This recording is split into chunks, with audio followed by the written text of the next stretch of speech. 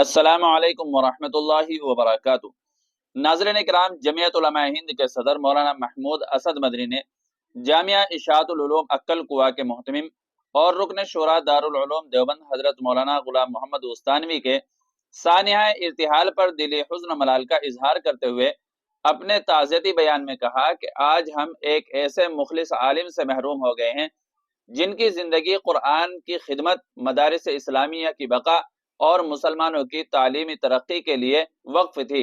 مولانا مدنی نے کہا ہے کہ دینی و عصری تعلیم کے میدان میں ان کا انقلابی کردار تاریخ میں سنہرے حروف سے لکھا جائے گا، جو آنے والی نسلوں کے لیے مشعل راہ ہے۔ مولانا مرحوم اپنی تعلیمی ذوق کی وجہ سے جمعیت علماء ہند کی اہم تحریک دینی تعلیمی بورڈ سے بھی وابستہ ہوئے، چنانچہ آپ کو سن 1995 کے اجلاس مجلس منتظمہ ممبئی میں ان کو دینی تعلیمی بورڈ کا صدر نامزد کیا گیا۔ واضح رہے کہ مولانا مدنی آج گلبرگہ میں جماعتی کارکنان کے ایک اجلاس سے خطاب کر رہے تھے۔ جیسے ہی مولانا مستانوی کی وفات کی خبر موصول ہوئی، انہوں نے دعائے مغفرت کی۔